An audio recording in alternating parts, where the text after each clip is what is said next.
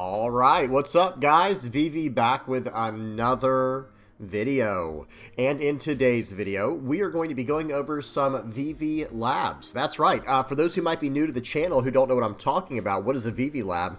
Well, basically, it kind of works as like free coaching, because what it is people from the community will record their own games and then post them on YouTube and submit them for review on the Discord. If you're interested in me reviewing one of your games, it's very easy to set up. You download the sim, you record the game, you know, on a whatever recording device you want to use. Most people use OBS, and then you upload it to YouTube, and then you hop on the VV Theory Discord. Link is in the channel description, and you submit it in a channel called Review My Game. Like, that's the actual channel name, is Review My Game. It's on the VV Theory Discord. So that's what we're going to be doing today. We got 5 games to go over. We got some pretty fun ones. We got a game of Red Purple Sugar. We have a game of Gecko Moria, Shanks, Green Yellow Arlong, and I think ST14 Luffy or Blue Purple Luffy, one of those. You know, we'll see when we get to it. Okay, so with that in mind, that will be the entirety of the video. I will have everything time-stamped in the general description, and I'll have all relevant deck lists and links and things like that in the comments section below. If you have any comments, questions, or suggestions, please do not hesitate to put those down in the comment section below, or hop on the VV Theory Discord. Link is in the channel description. Now, first game up here, we have a game of Red Purple Sugar versus Blue Black Usopp. Volume is off. Let me make sure the speed is on 2x. Yep, it is, and we are good to go. All right, so again, this is not going to be me playing, right, guys? This is a game that was submitted from the community. But people submit their games trying to get better. You know, they want other people to see what they're doing, to see if they're doing anything wrong that they can improve on very easily or very quickly.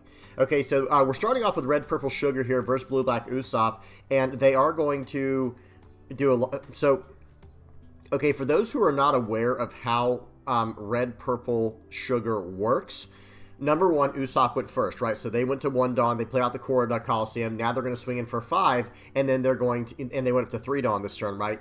Hang on, I kind of messed that up. Usopp went first, they're on 1 Dawn, they play out the Corridor Coliseum. Sugar goes second, they pass the turn. Then it goes back to the Usopp. They're on their 3 Dawn turn. They're going to swing for 5, and Red Purple Sugar gets to ramp Dawn with her leader effect on the opponent's turn whenever you use an event. Okay, so really good stuff here. That's why now the Red Purple Sugar is on 3 Dawn, even though we just had their turn 1 going second, turn. Okay, so they end up getting a trigger as well, it looks like, and this might ramp a Dawn as well. Okay, add up to 1 Dawn. Looks like they're going to choose not to use the trigger effect, maybe. I like using the trigger effect here, because now, okay, pause. Let's look at the Dawn discrepancy now. So remember, Sugar went second, and they now have 3 more Dawn than the person who went first, and it's only turn 2. So I do like ramping there with the Dawn, because now, look at this, they're going to get to slam down a 5-cost character with 1 Dawn left over for the turn, when their opponent was only able to play out a 3 Dawn character the turn before, right? Okay, so here we go. Playing out the Rosinante here, trashing the 0-cost 3K, I think that was probably the best decision, or even the 3-cost Little Black Bears event maybe would have been fine as well. Let's go ahead and read what that does real quick. Let me hit play, and I'll pause when they mouse over it. Okay. Sounds like someone's car alarm went off, guys. My apologies. Hopefully they'll turn that off soon. Yeah, okay. So then, they're going to save, so this Little Black Bears event, as you can see on the right of the screen here, it says up to one of your characters or leaders gains plus 4,000 power for this battle, and then if you have 7 or more Dawn on your field, and you have 5 or less cards in your hand, you can draw a card. Okay, so it's not bad, but it does cost 3 Dawn, and it is only a 4,000 power buff for 3 Dawn. I'm not a huge fan of this card, but hey, it's a searchable purple Don Quixote Pirates event, so there is definitely some value that's going to be, you know, repeatable throughout the course of this game. And the trigger, add up to 1 Dawn from your Dawn deck. Okay, as active. All right, so here we go. Let's see what the Usopp chooses to do. Now, remember, the 5-cost Rosinante cannot stand Dawn until you have 7 or more Dawn on the field. It stands 2 at the end of your turn. Okay, so playing out the 8-cost here, ramp... Okay, pause. A lot just happened. They played out the Doflamingo, returning a Dawn to play out a 5-cost or lower character, another Rosinante, trashing a Little Black Bears to draw 2 cards. Now, remember, at the end of this turn, because we are at 7 or more Dawn, we're at 8 Dawn, I believe, okay, at the end of this turn, we have 2 Rosinantes and our leader effect. We are going to stand 5 Dawn up at the end of this turn, okay? So let's see what happens here. Swing in for 6. Big fan of that. And let's see what they choose to do here. They're doing a little bit of math. Yeah, I think you can swing for 6, no problem here. And it gets a card from life. Seems good. Stand up a Dawn with the leader. Stand up 2 with Rosinante. Stand up 2 with the other Rosinante. Stand up another one with the Doflamingo, but not really stand up, but ramp one. Okay, and then here we go. They're going to swing for 6 with the leader effect there to do a draw 2 trash one. Or excuse me, not the leader, but the Cavendish effect. Seems good. And now they're going to go ahead and just red rock. Okay, pause. I'm not going to lie. I would red rock one of these Rosinantes before I red rocked that Doflamingo. Not to say Doflamingo is a bad target. It's obviously the bigger target, being an 8 cost 9k versus these 5 cost 6ks. But that end of turn effect on the Rosinante is very, very dangerous, right? Very, very dangerous. But who knows? It's never a bad idea to get rid of the biggest character on the board as well. Now, we are low on events for what it's worth. Our opponent doesn't know that, but the red-purple the red-purple sugar player is low on events. We'll have to see what happens here. Okay, they're going to swing 6 and a 5, 6 and a 5. Seems good. Okay, because it's much easier to save that Cavendish, and they're just going to slam down a Shanks. So the only thing I would have probably done a little bit differently there, I don't think it mattered in the end, is I would have swung 5 first with the leader, and then swing 6, slam down the Shanks and go from there. But again, I don't think it really matters too much. Okay, and they're going to stand again, they're going to stand 5 Dawn is active at the end of the turn with the Sugar plus Rosinante effect. I would probably counter out of this. Yeah, I don't think there's any reason to take this. They have an 8 Dawn. They have 8 Dawn left for the turn, it looks like. Let's see what happens. Okay, so we used little black bears there to draw a card. That ended up being pretty nice. And now, okay, this is trouble. Swing 6, 2 6s here. Well, at the same time, they did 2k counter out of both of those. Maybe okay, so let's pause and kind of analyze for a moment here. What is our follow-up play going to be? Honestly, I think we have to.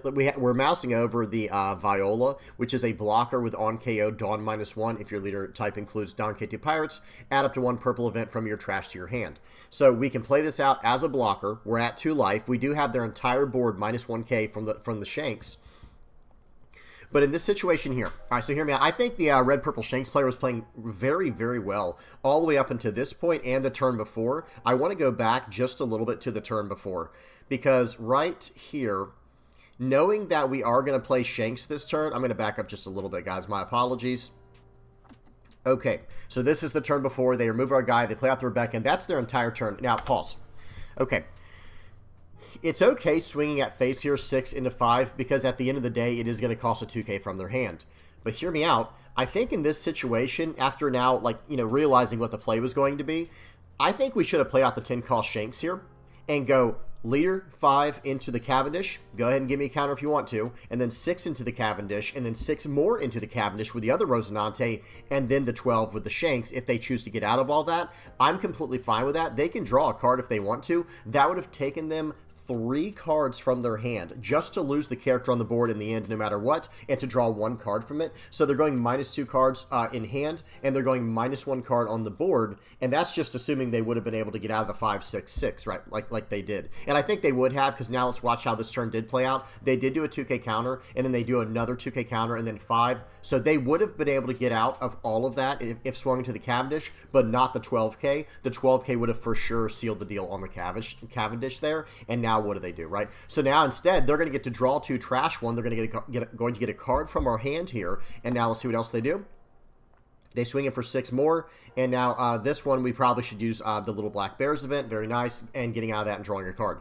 Very nice. Now, because we did not go for the character on the board, they get that extra utility of drawing 2, trashing 1, putting pressure on us.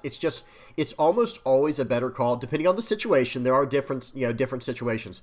But most of the time, it is almost always better to go for the board. At least in my experience, especially with a deck that is much more controlling, like this Red-Purple Sugar deck is. Like Red-Purple Sugar here is a very controlling list. It runs lots of counter events, and it runs these big characters that just really hurt your opponent's side of the board. Because those are 4,000 power Frankies. They are extremely low to the ground, right? And now, so now we're on this turn. This is where we had left off.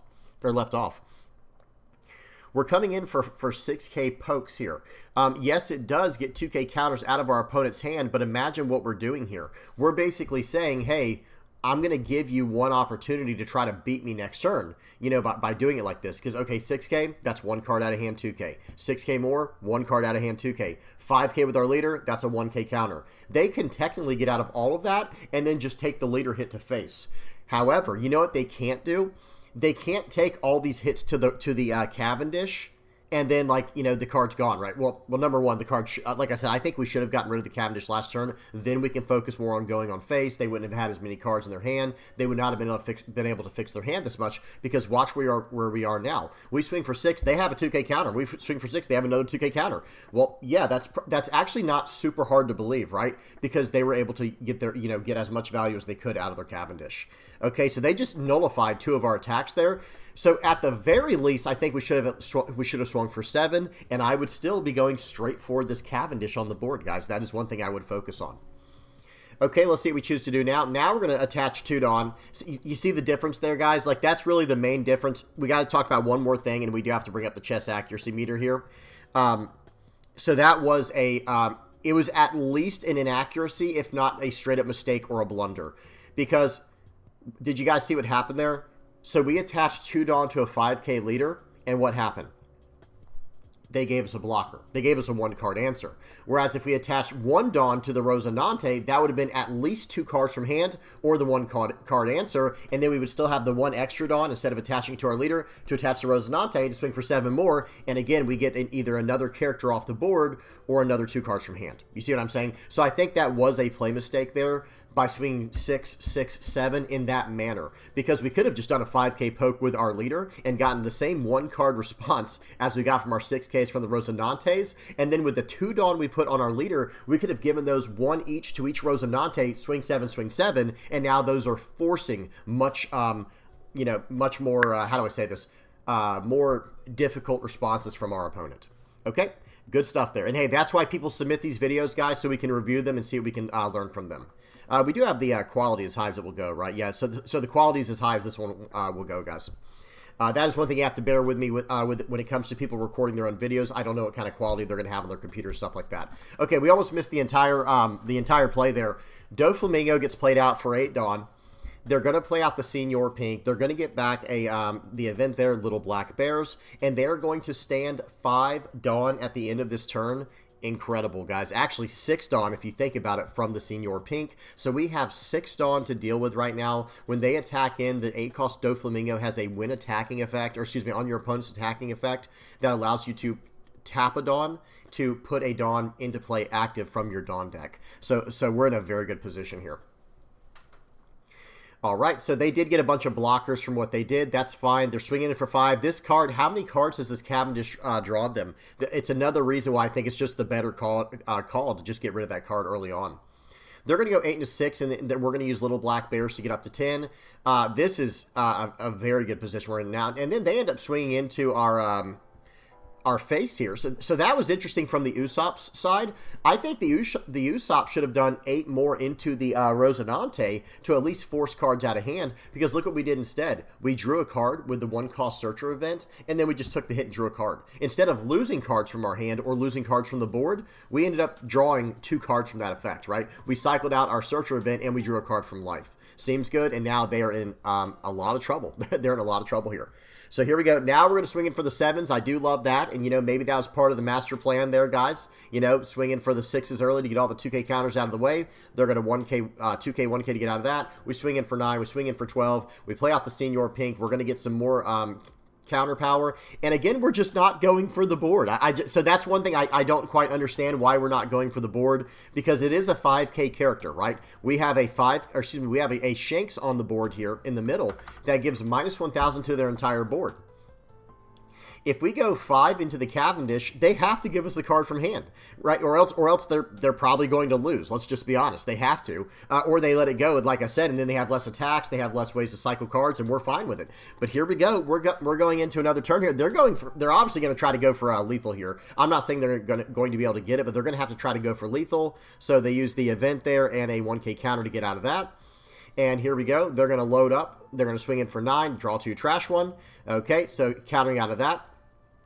And now they technically have 2 more attacks, but if I were them, I would not do it. They can swing 7 twice. Okay, pause. So interestingly enough, Wouldn't they just win the game if they swing 7 twice?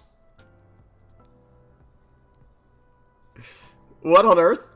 Wait, so why didn't they continue? So hear me out, guys. They could swing for, put 3 Dawn on the Rebecca. Well, no, it'd be 6. Excuse me, it'd be 6K and then 7. So we would be able to get out of that. Very nice. But whatever the case is, I think we got a little too greedy there, not going for the board.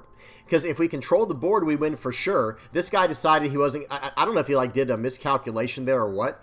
Why didn't this guy... So, okay, I have a lot of questions, I'm not going to lie. They could have just played out 3 different blockers here, right? They could have played out 3 blockers instead of loading all this up like this. I guess they didn't want to keep the game going. I'm not exactly sure, guys. I don't know either of these players, of course.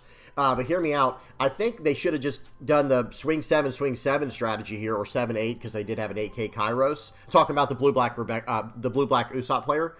And just go about things from there. But whatever the case is, we did just barely squeak our way through that one. Like I said, if they would have done the math a little bit differently here, I think we would have been in a little bit of trouble. I don't know. We might have been in a little bit of trouble. But either way, good game. I think we learned quite a bit from that. I don't think this game should have even been close. And understand, for those who are not aware of how close this game was, we were 1 counter away from losing. Because understand, if they put 3 Dawn on the Rebecca, that's a 3K body because of the minus 1K from Shanks. So put 3 Dawn on Rebecca, swing for 6. We can just barely get out of that with a 1K. And then when we put 2 on our leader, swing for 7, obviously they would take that. So the idea is this. We were very close to losing this game when I don't think it should have even been close. But by allowing our opponent to keep these characters on the board, and I'm mainly talking about the Cavendish, by letting them keep these characters on the board, we were really putting ourselves in harm's way here. And a few other attacks earlier on that were less than optimal allowed this game to be, allowed for this game to be much closer than I think it should have been. All right, let's move over to the next game. All right, for the next game here, check out this background, first of all. Really cool looking for the way they do the sim here. But we got a game of Gecko Moria versus Red Ace. All right, and one thing I really love about this is, and I have to suggest this from here on so I don't have to build a custom overlay for every single game we go over on these VV Labs. Notice they have the names blocked out on here. I didn't have to do this, guys. Like, notice at the top, there's usually a name here of a player, and at the bottom. And then over here, I can just put my where my camera is. I'll just keep that there to block out the chat. But I really, really like that feature in the sim. So, guys, if you don't mind, if you do plan on recording a game and uploading it and sending it over to the Discord for review, please try to remember to take the names off. It helps me out big time. Okay, now, volume is off. Speed is on 2x, quality's up, and we are good to go. All right, let's see. I do like to always check, though, to see if we can get the quality any higher. Okay, nice. This one does have 1080. Whoop, there we go. Okay, so this one has 1080 quality. Very nice. And so it looks like the Ace player is going to go first. They're going to start off with a Seaquake. Wow, I have not seen that card in a minute, guys. They're going to swing for 7. We're going to take that as Gecko Moria. 5 cards in hand, playing out the stage here. Swing for 6. I would trash the Perona. Beautiful. Make your opponent trash a card, and you're coming in for 6. Okay, it looks like we've got a little bit of a loading bar going on here.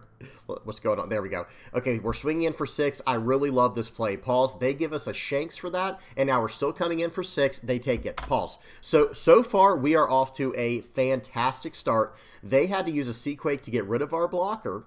We're not worried about that at all, though, are we? Because look at the stage we have on our field here, guys. For those who are not aware, this is called Thriller Bark.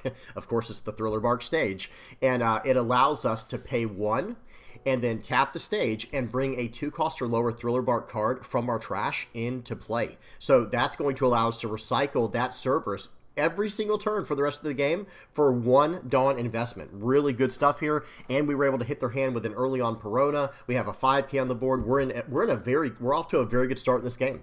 Now, some of these games are a little bit older. I do have to stress that. Notice we have an Ice Age in hand, but hey, bear with me, guys. I am trying to get caught up on. I'm trying to get caught up on these VV Labs. They're going to play out Masked Deuce, which does allow them to do some searching, and we are going to go to our 6 Dawn turn. They attack, and we give them a 1K counter. I do like giving them a 1K counter there. Against an aggro deck, Gecko Moria does, does struggle with card advantage, but I think we shouldn't go too far down in life there.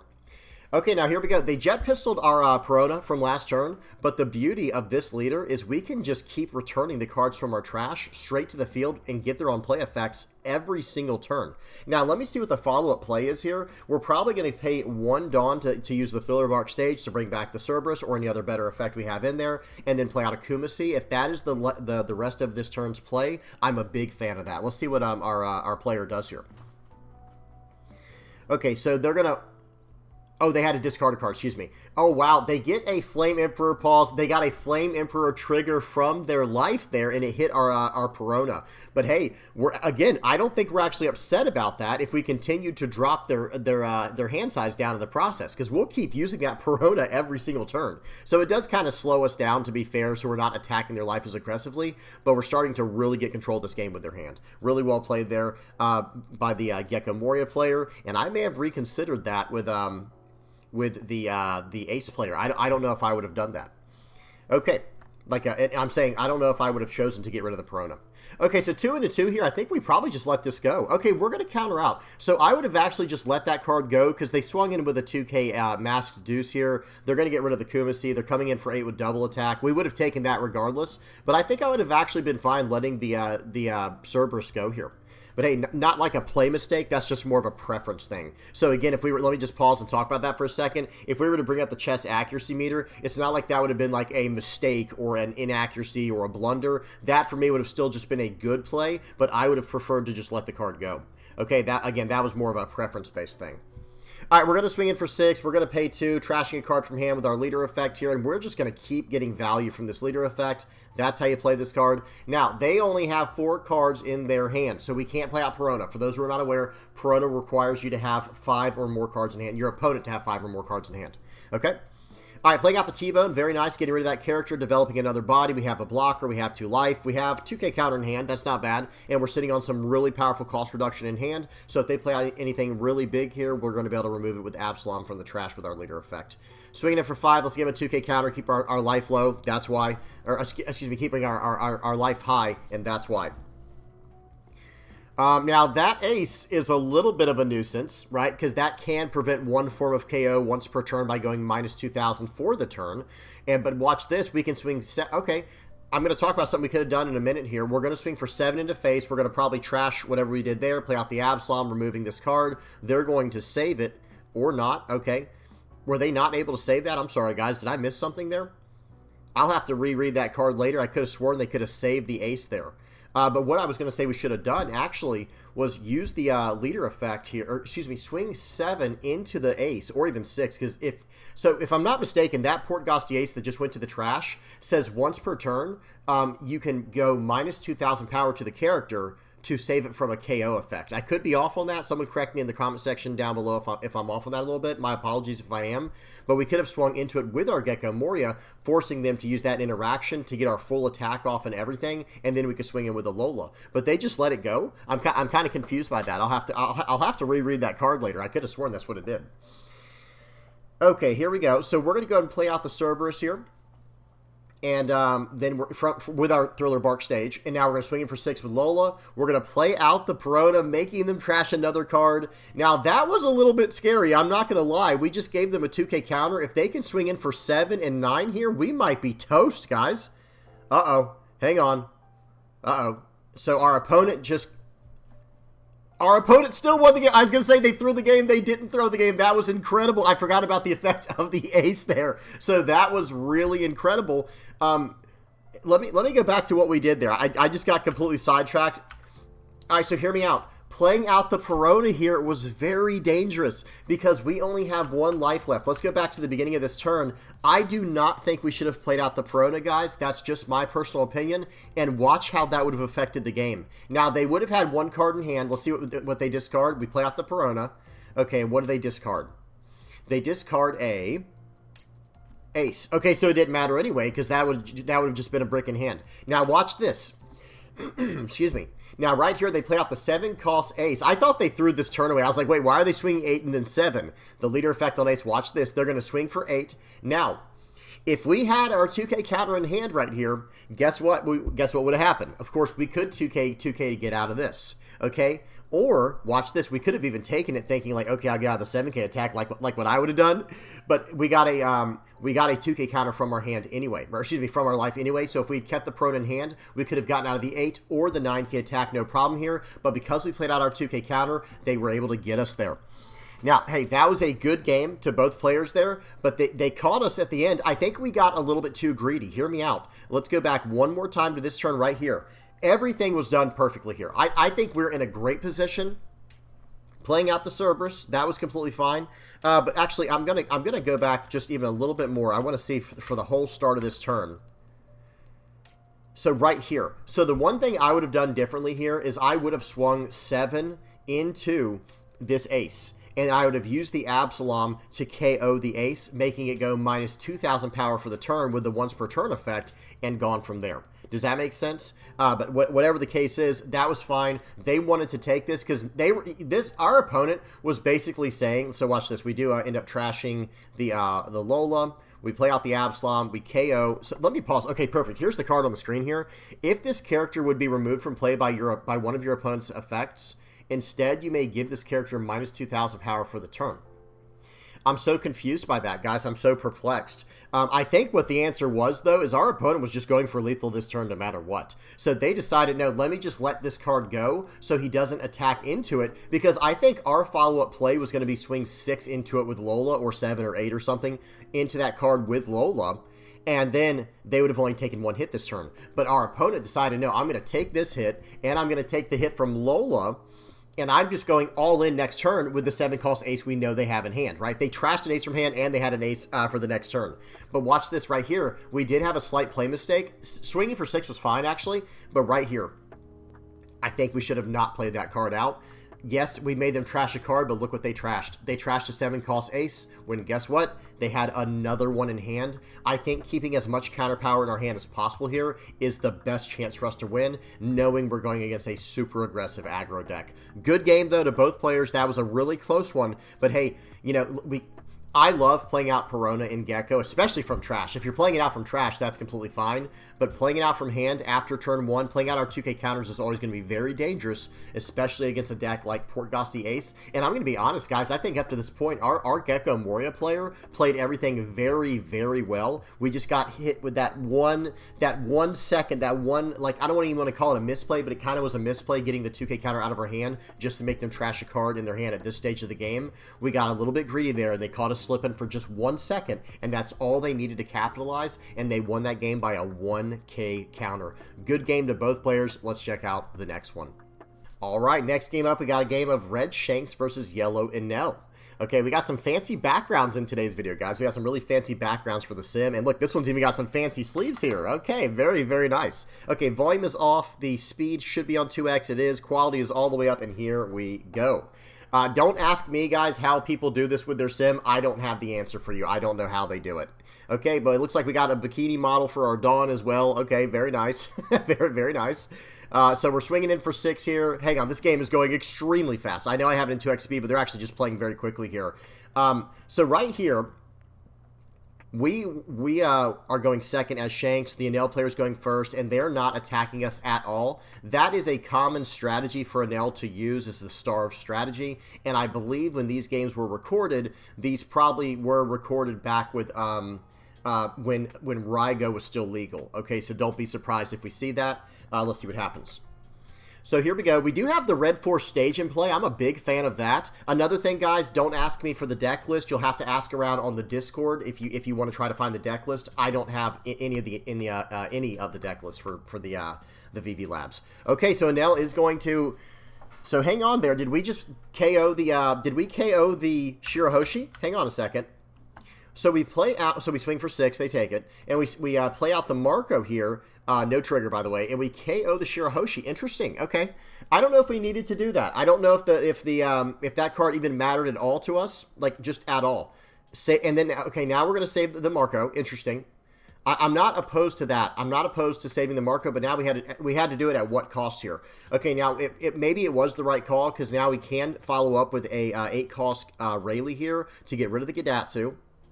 Hang on. No trigger. Very nice. So we'll just get rid of the Gidatsu. And I think we should just pass the turn here. Well played. Okay. Very nice. It is hard to practice restraint like that, guys. It is very, very hard to practice restraint like that, not attacking into a leader. But against Enel, that is what you have to do. That is actually part of the strategy, because if they start sitting at 1 life, they start generating too much value. It's at 2 life you want to keep them at until you can start really smashing into them, unless you just simply don't have another choice. Okay, they're going to put out a 5-call Sanji. Very nice. And now understand this. We do have a dragon in hand. I would be hanging on to the dragon. Let me say that. Or excuse me, we have a Shanks in hand. That's what I meant to say. I would be hanging on to the Shanks here. I would not use the Shanks here. Save that for his Katakuri. Save that for his 9-cost Yamato. And save that for his 10-cost Ace. We're in a very good position to win this game. Let's see what happens. So right here, we can play out the dragon and get pretty aggressive. Like get a bunch of 7K, yeah, 7, 8, and 9K attacks off. This could be a very good turn for us. I would go, okay, we want to keep the Marco active, it looks like, but now we don't. So so I would not swing for 6 here. Okay, so we're going to swing for 6, 8, and then 9 and 9, I guess. Okay. 6, 8, 9, and 9. They're going to take the 9 here, and they're going to go ahead and use the effect. Or they're going to use their leader effect here, and they might have had a trigger as well. I'm not sure. Okay, no trigger. Using leader effect, and now when we go to swing it, oh wow, did they get a beige? I'm sorry, they did get some type of effect this turn. We have to go back a little bit, guys. Okay, so right here, I think we should have swung for 7 with the Marco. I would have attached 1 Dawn to Marco here and swing for 7. Let's see what they do, because you see that? They had to give us they gave us a 2K counter right there, and they just canceled out that attack. I would rather force cards from life when we're going to swing 4 wide on the board. I would actually, this turn, I would have rather swung 7, and then maybe 8, 8, 9. I think 8, 8, 9 would have been fine, because if they want to give us a double 2K counter, I'm okay with that. Okay, so 7, 8, 8, 9 is the first thing I would have done a little bit differently here. And I also would have used my red 4 stage to activate that just to -1 to the Sanji, just so he can't get a more effective 2K counter out. Okay, they did get a beige trigger, the trigger before this one, and they shut down our leader attack. Okay, that's fine, and now we'll just pass the turn. Yeah, I would not swing 5 with the Hongo. It just wouldn't be worth it, because even if we use the stage to -1 the Sanji, it's still not worth it. Okay, they're going to put out the Ace, and this is why once they get down to 1 life, it becomes very dangerous, because they get all their effects, and they can do so much. Very nice. We got out of that big... That was a massive attack we just got out of there. Oh, man. Wow. Okay, pause. So I have to say right now, I actually would have dropped the 10 cost 12K Shanks there, and I think I would have gone from there. Because, man, that card in this situation right here, we can actually get rid of their 10K Ace on the board, and our character will be absolutely massive. Now, the other 10 call Shanks is fine here, because we're going to be able to just, you know, KO the Ace and have full-on board dominance. But if we would have played out the 10 cost 12K Rush Ace here, well, now that's a 9K Ace, and we can give it -1 more with the red 4 stage, and we can swing into it. So that puts that 8. We can literally go 8, 9, 12 into it, and he can't counter out of that. Remember, here's the problem swinging into the life now. I don't even know if I would swing in with my Marco here. I would probably just swing for 5 with Shanks, and then 8 and 9 with my bigger characters and go from there. I don't think I would swing in with my Marco in this situation. Okay, but here we go. Looks like we're going to -1. Yeah, so we learned from that real quick. I'm glad we learned on the fly there. The person who's playing Shanks learned right away. Okay, yeah, why wouldn't I just use my stage here? There's no reason not to. I can just rest it and -1,000 to a character. Okay, swing 5, swing 6, swing 8, swing 9. That will be the order of business here. So they're going to 2K counter out of this. We're going to swing for 8, and then let's see what they get. Any trigger? They might have gotten a trigger here. Okay, just waiting for our opponent. It looks like they got some type of trigger. It was a Rygo. So again, they do have Rygo in here. We lose the Marco. Oh, well, that's fine. And that would have been another reason, by the way, Paul. Let's just go back really quickly here. That would have been another reason on why I really like playing the 10 cost 12K Ace here. We have to go back, guys. I'm sorry. This is a pretty teachable moment. So if we play out the 10 cost 12K Rush Ace, right? We go Red Force to give the Portgosti Ace -1K more. So that is an 8,000 power character. And then from there, we can actually swing. We could start off with a 5K attack at the leader. You know they're going to give us a 1K counter from that because they see 4 other huge attacks coming in. Perfect. That gets 1 card out of their hand. Now, we could switch it up on them. We go Hongo, minus 2,000 more to your Port Gosti Ace, go 6,000 into it with Marco, and then go 8 into it with Rayleigh, 9 into it with Dragon, and 12 into it with your Ace. They just can't save it, and then they get to stay at 2 life, and we're in a really good spot from then on, right? Then we're in a very good spot, and they won't go down to 1 life. Remember what their 1 life was? It was a removal trigger, and it gets rid of our Marco. So, again, I'm a big fan of that 10 cost Shanks there, the 10 cost that pops a 10,000 power character or less Shanks. I'm a huge fan of that card. But we don't want to use that on a character that's sideways if we can help it. Because a whole nother play we could have done this turn, even if we didn't have any Shanks in our hand, right? Even if we had no Shanks in hand, we can go Red Force, minus 1,000 to your Port Gosti Ace, he's a 9k. Hongo, minus 2,000 more, he's a 7k. Okay, well now I'm just going to go 7s, 9s, 9s, 9s, you know, just all 7s and 9s into that character. I mean, he's got a lot of cards in hand, but he can't get out of that, and if he does, it's going to be at what cost? If he does get out of it, at what cost, right? This is what it would cost. With the play I just said there, we would be able to go, okay, we have 10 Dawn, and we could drop the Ace by 3,000 down to a 7k character, right? Okay, well, let's just start off with a 9k from Dragon. That's a 2k, 1k, 2 cards from hand. 9k from Rayleigh, that's a 2k, 1k from their hand. That's 4 cards from hand. They're down to 5 cards in hand. Then, if we do 9k more with the Marco, let's pretend they had to use their Sanji. Okay, their Sanji's gone. And then we can put all the rest on our Shanks and go from there. And if they somehow can survive all that, I don't know what to say, guys. Then it just wasn't meant to be, right? But I'm just saying there were other options. Whenever your opponent has a character sideways on the board like this, guys, that is your turn. That is your time now to completely destroy their hand. Or their board, whichever, right? We'll take their hand or their board in this situation. Either one's fine. Instead, what we did here, we do play out the 10 costs. We end up popping their character, which was fine. And from here, we start attacking in. And watch this. Okay, minus 1 to the Sanji, like we saw. We can swing in for 5. Okay, they're going to 1k counter out of this. That's just the right call. You don't take this 5k hit under any circumstance. They definitely do the right thing here by countering out for 1. And then we swing for 6. They 2k counter out of this. And then I think they take the next hit. We swing in for 8. They use the Rygo trigger. Unfortunately, this, again, like I said, guys, this is when Rygo was still in the format. So they do get hit with that Rygo trigger. And we are on 2x speed, by the way, guys. Okay, they get rid of that. And here we go. All right, so now we just have to pass the turn. Now we just have to pass the turn because we attack in. They use the leader effect. They completely ignore our attack. So here we go. Let's see what ends up happening here. They're probably going to follow up with another 8, 9, or 10 cost character. That's basically what Enel does, okay? They're going to get rid of the Hongo, so that card was going to leave next turn anyway. So, you know, getting the full value from that card would have been the right choice after all. Let me go backwards real quick, because notice this, guys. We played that Hongo out a long time ago, and I don't think we got any value from that card whatsoever. Instead, they just got rid of one of our 2Ks for free. They gain a life because they were at 1 life, and now we are in a little bit of trouble. Okay, the game's not over. The game is not over, but we are starting to get into a little bit of trouble here. We'll minus 1 to the Sanji. That's the right play, making him a 5k blocker. So it doesn't matter. He can't get extra value from it. We swing 5. We're going to swing 8 here. Okay. They take it. Wow. So that's a good sign for us. That is a good sign for us. We might be able to sneak a win on this Enel right here. Swinging for 9. They should give us the blocker here probably, depending on what they have in their hand. They have 1 Dawn active. I don't know if they're going to do anything with that. Okay, 2k, 2k, 2k. Swing for 12. They're going to use that blocker, and now we're going to swing for 12. They're going to take this, of course. I couldn't imagine them getting out of this with maybe a 1 cost 4k and then a 2k, 2k from hand. That would have been crazy, right? Okay, so now they're, but here's the thing about Enel. Excuse me. Here's the thing about Enel. They can just gain life, and they immediately get 2 life from gaining just 1, and potentially more if they have triggers. All right, here we go. So 10 Dawn turn from Enel. What are they going to do? I don't see them going for this board. I think they need to start going for face here. Oh wow. Okay, so this is with the new 10 cost Enel in the deck. That is going to change things. That actually changes quite a bit here. We're going to go 10 into this 8,000 power character. We're going to use the leader effect, or excuse me, use the effect of Enel to gain a life. And it looks like we're going to have 8k more to swing into it. So we can save. Oh no, we can't. No, yeah, we can save the card with the leader effect. What am I talking about? So we can save this card here. Very good. Now they're going to go 8k more into it, I'm sure. We're going to be able to get out of that. And now I think we probably can just win here. They're not going to attack in. They don't want to give us any extra cards. And I think we can just go for lethal here. Yeah, this is our best chance. Now there is a world where we actually just eat up this board. Hang on, pause. Actually, so we did have other options. Guys, I'm a big fan of going for the board. We don't have to go for lethal. We don't have to give them cards from hand here, because what is the worst case scenario, guys? Let's just use our, put our thinking caps on here. Let's think outside the box.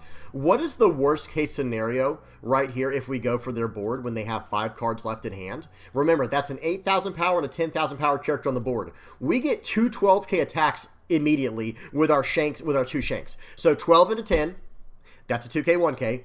12 into 10, that's another 2k 1k, if they even have that, by the way. Because they only have 5 cards in hand, they'd only have 1 card left in hand, and now we can math them out from here to get rid of the rest of the cards on the board, and that's game over, right? Now they have nothing on the board. We have 4 life. You want to attack into life? I mean, be my guest. And we also have the stage, by the way. We also have the stage to drop characters even lower if we need to. Okay, so let's see what happens here. Looks like we're going to go for lethal, which I don't think that's like a bad play, by the way, because we probably are going to have lethal. It's going to be swing 9, swing 12, 13, 15 or something like that. Like, our opponent is in a lot of trouble here. That's for sure.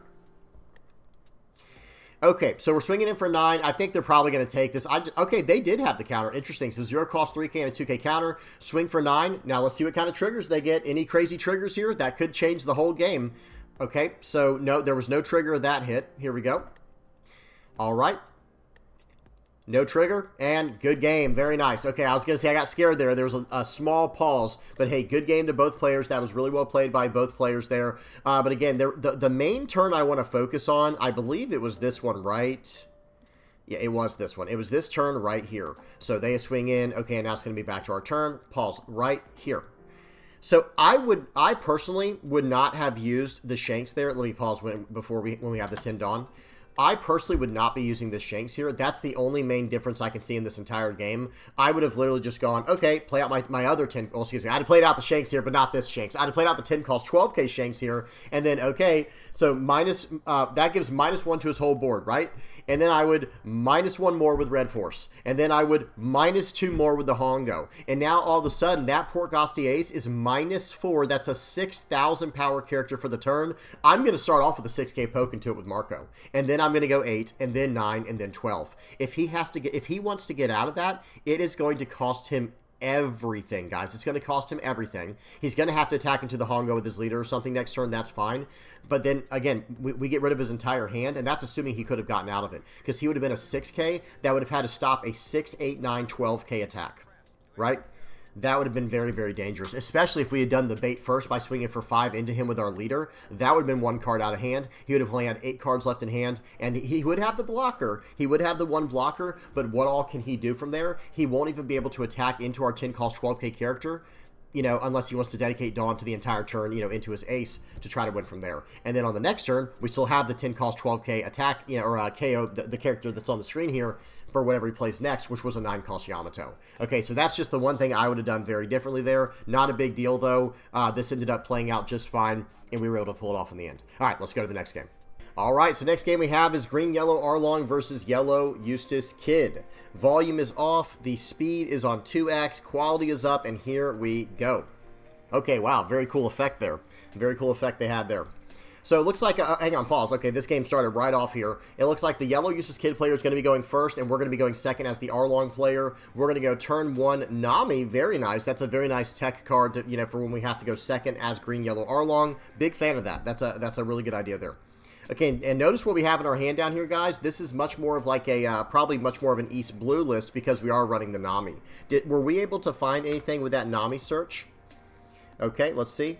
We were able to get a Arlong or a Buggy. Okay, that Buggy is apparently searchable. I guess that's an East-Blue card. Seems good. Okay, so they're going to swing in for 5 here. And it looks like we're going to 2k counter out with this Jinbei here. This Jinbei comes out in EV02, and so does the 3 cost Arlong and the 4 cost Buggy in hand. Okay, excuse me, we're going to 1k counter out with the Nekomamushi. I like that a lot better. I like that way better. Okay, well, we're on our 4 Dawn turn here. Okay, are we going to be able to... Yeah, so we're going to probably go ahead and swing in, cheating out the Buggy and going double attack. Okay, I did not expect that. Okay, they get a trigger to cheat out the Luffy. They get another trigger. No, they did not. Excuse me. They only got the 1 trigger to cheat out the Luffy with the 6 cost Nico Robin effect. They're swinging in for 5. We're going to take that. We get a draw 2 trash 1 trigger with a Basil Hawkins. That's a great addition to Arlong is Basil Hawkins. And they're going to swing in for 7. We're going to 2k 1k to get out of this. So that was a little bit of a blunder for us, right, guys? So that was a bit of a blunder. They swing in for 5 to start this turn off, right? and then we choose to take this. We do a draw 2, trash 1 trigger. I love to take hits very aggressively, but remember, guys, if your opponent has multiple attacks on the board, like this turn, technically they have 3 attacks on the board. Like, technically they could go 5, 5, 7 here if they wanted, but let's just assume they're going to go 5, 6 or 5, 7 in this game, on this turn. I would at least get out of the 1K attack when we have this much counter power in hand. Like, we could just give them a 2K counter. It's not a big deal. A lot of players are scared to give up a 2K counter to a 1K counter, attack. Like an attack that you can get out for a 1K counter. They're scared to give a 2K counter. Guys, if it's a 1-card answer for 1 attack, do not be ashamed to make that commitment. Like, okay, yeah, is it the most efficient counter? Probably not, but there's no way I would give up my 3-cost Arlong in hand to stop this attack when that has an actual very relevant on-play attack, right? So let's see what happens here. So they swing for 5. We get it. They attack into us. We get a Basil Hawkins trigger. We do a draw 2, trash 1. And we get rid of one of the Arlongs here. Okay, I do agree with that. Then they swing it for 7, and they kind of punish us here a little bit. We have to give them 2 cards. We could have only gave them 1 for the turn by countering out of the 5K attack first. Okay. They're going to play out the 3-cost 5K on KO, Searcher, Killer. They're going to give it Blocker with Leader Effect. We're going to play out the Arlong. We're going to make it where they can't. Very nice. 7 into 5. So they can't block with the kid that Killer now. Because we played out that 3-cost Arlong, let me go back real quick, guys. For those who are not aware, this is a new Arlong coming out. It's kind of hard to see it, so I'm going to read it for you guys. On play, this is coming out EB02. On play, if your leader has the Fishman or East Blue type, give up to 1 rested Dawn to your leader, then up to 1 of your opponent's characters with a cost of 5 or less cannot be rested until the end of your opponent's next turn. So they cannot attack with it next turn, they cannot block with it this turn, they can't do anything with that card that causes resting, right? So really good stuff there. We develop a body, we attach a Dawn, really good stuff here. We totally stopped their leader's effect with that and made that card pretty much worthless, right? And now we get to still swing for 7 into their board. Very nice. And now attach a Dawn to leader, swing 7 into face. We can use the card effect to play out the Arlong and lock down their leader's attack for the turn. I love this, guys. This is one of my favorite new things about the new Arlong list, and I actually really love how these are, this is a really good look here, especially with the East Blue Searcher. I'm a big fan of what I see on the board here. I might have to revisit Arlong very soon. Understand, our opponent cannot attack with their leader, and they cannot attack with that killer there. They can't attack with any of that, and our board's just getting bigger and bigger and bigger, and they're now approaching their 7 Dawn turn, I believe. Yeah, I think they're on their 7 Dawn turn. The best they can hope for here is a 7-cost Trafalgar Law play. Okay, let's see what they choose to do. That is what they have. That is the right play in this situation every single time. And then they did not use... Okay, they did not use their leader effect to reveal the card to give one of their characters blocker. Our opponent is starting to play very sloppy here. That was a play mistake. We know what the card is. There is no mystery. We know what the card is because you have to reveal the card with the 7-cost 9K Trafalgar Law as you put it into your life, and then you put it face down because you have to confirm that it is a supernova card, right? That is part of the way that card, like, you have to do that. It's not an option on the card. Well, now we attack in for 7. They give us a 2K, 1K. We have another 3-cost 4K Arlong in our hands. Let's see what we choose to do here. I think we should just lock down the Kid and Killer again. Okay, I think we should do it at the very end like they're doing. This is being played very well. And yeah, right here. Okay, whoop. They're going to use some type of... They had a draw 2, trash 1 electromagnetic punk effect there. Going to play out the Jinbei. I actually would have kept the 2K counter Jinbei in hand, and I would have just played out this Arlong and locked down their Kid and Killer, right? And then I would have just swung for... I would have probably swung for 6. I like the 2 7s. And it probably been, I think it could have been 6... Or excuse me, it could have been 6 on this Arlong, and then 7 7 7, I believe, with the Arlong effect. Something like that. So it would have either been 2 6s and 2 7s, or a 6 and 3 7s, and then get down the Arlong and lock down their killer for the turn. That would have been the main thing, is locking down killer, so they have 1 less attack. But they're down to 0 life. We're in a very good position. I would have just preferred to keep the 2K counter in hand. That Jinbei is a 2K counter, guys. Yeah, so right here, I probably would... Okay, yeah, okay, that is a good idea, letting that card go. They're going to play out another 7-cost 9K Trafalgar Law. We're going to give them a 1K counter here, I think. Or 2K is fine. Yep. I would just give them the 1K here. Okay, so they're going to use the effect here. So now, okay, we can make it where that card cannot block. I was going to say, I think we're keeping the Arlong just so we can make it where they can't block. But here's the thing. We can't target a 5-cost, or excuse me, a 7-cost character. Only a 5-cost or lower character. Okay, so it looks like we're going to lock down the blocker Apu. Okay, yep, seems good. And now, I think we still have to go for lethal. I'm not going to lie. I think we actually have to go for lethal now. We're in a very dangerous position. Yeah, I think we have to swing for everything here. Maybe we should have swung for 6 there. I like swinging 6s in this situation, so we at least have to force 2Ks. What is our follow-up here? That's interesting. Maybe we're going to play out the buggy with our leader effect. Okay. So now they do have to get out of both of these attacks here, so we can go for 7. They block, and then we're coming in for 8. Okay, good game. Seems good. Okay. This person's got the subscribe screen afterwards. Very nice. But good game to both players there. That was awesome. Like, that was really well played. Big fan of this new 3-cost Arlong, guys. And I'm going to have to revisit this with more of an East Blue engine, because that could be very, very good for Arlong going forward in the future. Okay, now let's go and check out the next game. All right, and we got the last game of the day here. We got a game of ST14 Mono Black Luffy versus Blue Purple Luffy. Okay, so some OP11 action. Let's go.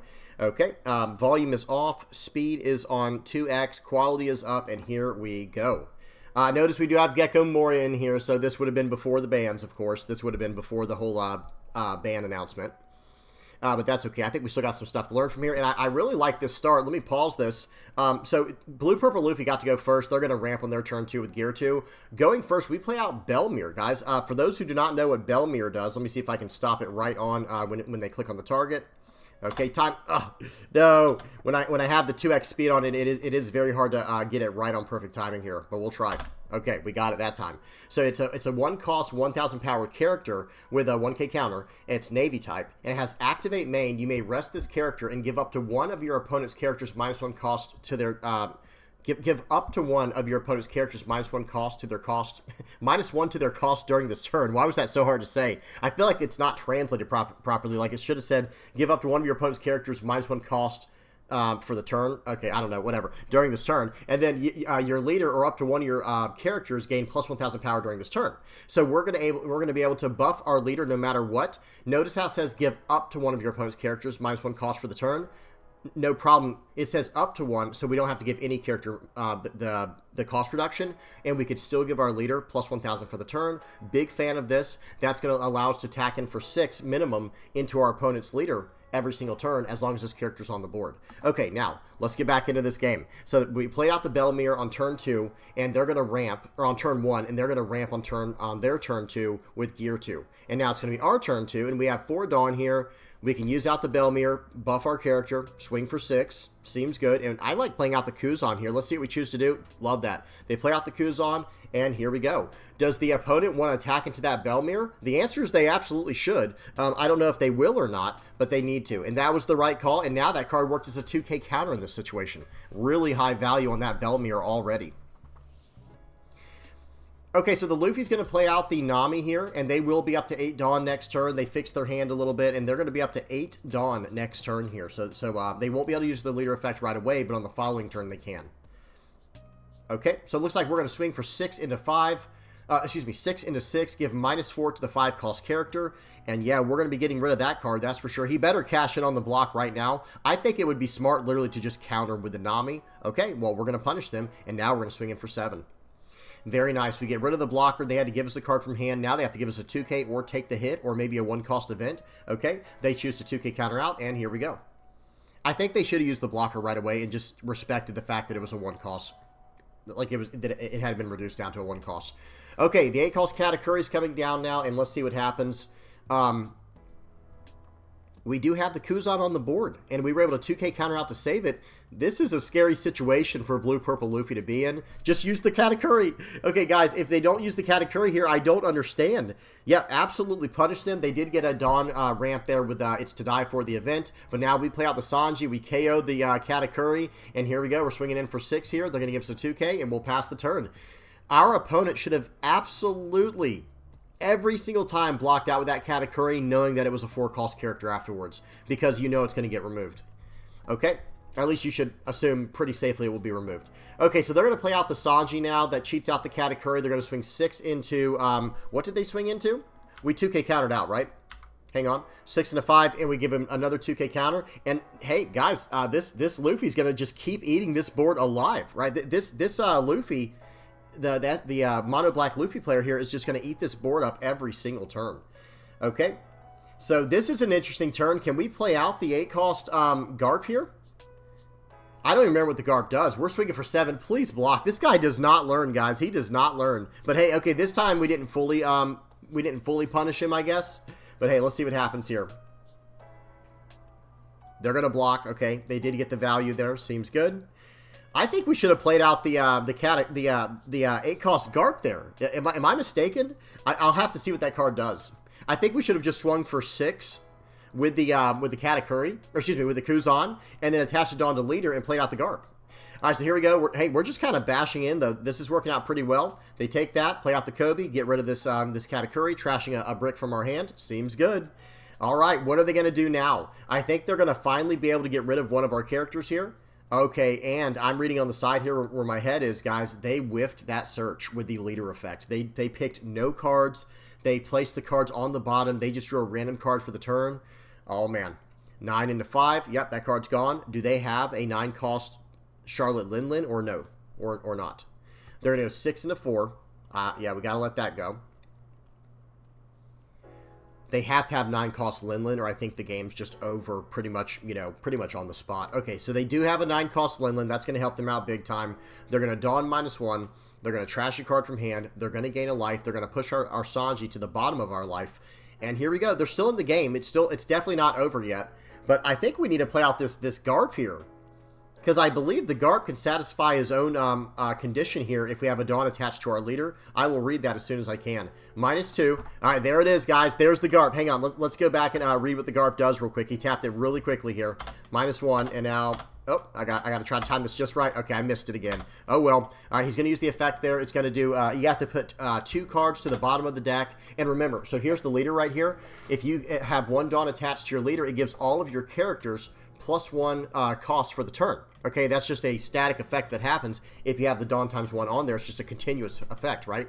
So give all of your characters +1 cost, and if you control a cost 8 or higher character, your leader also gets +1,000 power. So we did -2 to the cost of that Linlin, and now we can use the effect of the Garp, and I believe it KOs a 7-cost or lower character by returning 2 Navy cards to the bottom of the deck. Okay, seems good. We're going to swing. Okay, we're going to swing it for 5. We can't do that. I guess we should have swung in for 8. Oh, well, not a big deal. They're probably going to take this because it's all... I mean, yeah, they should take this. And here we go. Because, honestly, guys, they need to draw as many cards as they can, and they have to hit this top search here. If they whiff this top search again, this game's over anyway. Okay, so we're just waiting for the blue-purple Luffy player to just figure out what they want to do. They do draw a Sanji, but it's a 2K counter Sanji. It's not the 9-cost Sanji. They're going to play out a Katakuri. Okay, that was probably the next best thing, but we really needed like a 9-cost Sanji into a Linlin or a 9-cost Sanji into a Katakuri to just try to go for next turn here. Okay, they're going to swing it for 7. We're going to take that. Seems good. And here we go. Can they get out of this? I think a 10k poke with a Garp here just would go absolutely crazy, right? 10k poke with Garp, or okay, maybe we're going to do the math here. We'll see what happens. Maybe we're going to try to... Yeah, I just like 10k here, and I'll explain why in a minute. Okay, pause. So we have to put 2 Dawn on the Garp to swing for 10. Why do I like 10k? Because that will take a Gum Gum Giant as well as another card from hand, right? Because the Gum Gum Giant will take them from 8... Or excuse me, from 6 to 10. So if we swing for 10 here, it will take the Gum Gum Giant and another card from hand. So they'll be down to 3 cards left at the end of that. How crazy is that, guys? I know, don't even get me started. But that will take the card out of hand. And then from there, we can basically just... Honestly, I think from there we can even do something with Gecko Moria. Maybe we don't even go for everything just yet. Maybe we just completely fill out the board and play for next turn. I don't know. But from there, we can just load everything on our leader and smash in and force them to give us the blocker and then just try to win next turn. There's quite a few options. Let's see what our player chooses to do here. And this is the Garp, by the way. On play, you may place 3 cards with the Navy type from your trash to the bottom of your deck in any order, and then give up to one of your leaders 1 Rested Dawn card. Then, if there is a character in play with the cost of 9 or more, KO up to one of your opponent's characters with a cost of 7 or less. Okay? Very complicated, very intricate effect there, or, very confusing, to be honest. But hey, seems good, and it works out very well for this leader. So we're going to go 11 into 6. So this is going to cost the Gum Gum Giant and a 2k. It's still just a 2-card answer, and that's why I kind of like just going for 10 a little bit better here. But who knows? Maybe he doesn't have Gum Gum Giant. They always have Gum Gum Giant there, guys. Let's be honest. Okay, or not, or not. So, yeah, swinging all in for 13. If you couldn't get out of that, then I doubt you can get out of this one. Yeah, okay, so they were bricked up, guys. They had absolutely no event counters in hand. Seems good. Okay, really good stuff there. We got him in the end. We got him at the end there. That didn't sound right. Pause. But y'all know what I mean. One question I have though is let me do the math here. Oh, excuse me. It was 11 into 6. It was 11 into 6. So yeah, they weren't going to be able to get out of that. But hey, 10. Let me see if 10 would have had the same result. 10 would have been every single card in hand. So if we would have swung for 10, it would have been 2, 3, 4 gets him to 10, and then one more card. I still kind of like that play more, and then we just attach 2 Dawn to our leader as well, or 3 Dawn to our leader. We swing in for 8. They have to give us the blocker, and then we would have 5 Dawn left for the turn. We could play out this. Actually, you know, we also have this Rush Luffy in here, guys. They also have the 8-cost 10K Rush Luffy. That could be really interesting as well.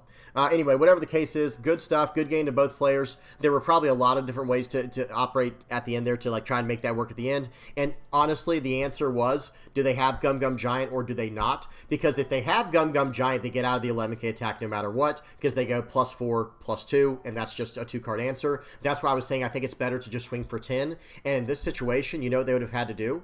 They would have had to have given us every card in their hand, right? Because you know, otherwise they just lose the game, right? Otherwise they just lose the game.